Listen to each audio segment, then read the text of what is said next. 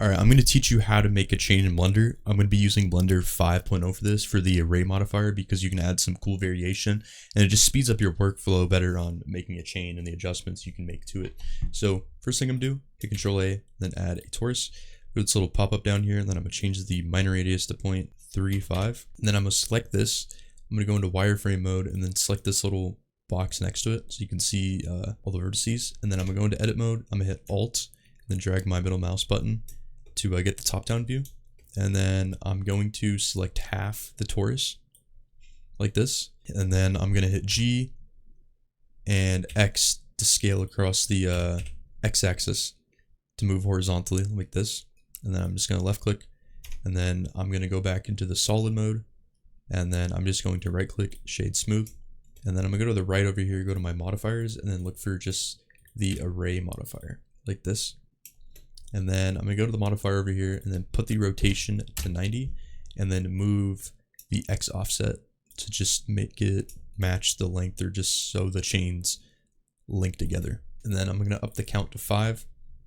And then I'm going to add a Bezier curve. Just hit Shift A, curve, Bezier, and then I'm going to go to the top down view again and make sure this matches the length of the chain.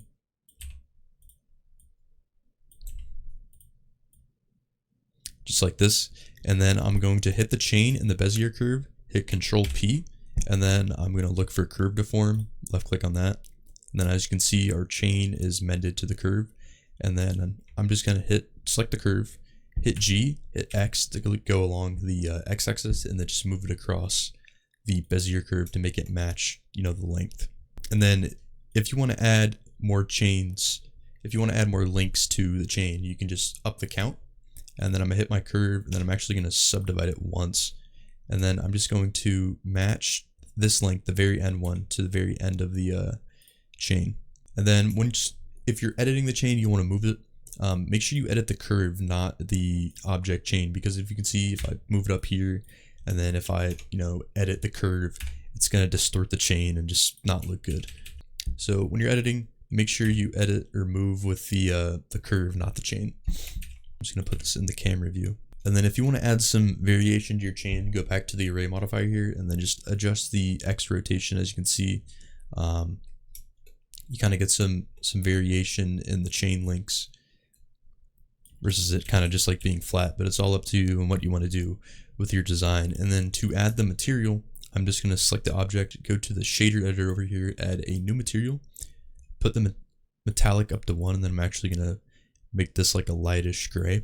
And then I'm going to put the roughness down between 0 and 0.1. As you can see, you kind of get that shiny look, and then depending on the look you want to go for, you can kind of up the roughness, but I'm just going to keep mine like a clean look like this. And then if you want to duplicate your chain, select the curve in the object and hit Shift D.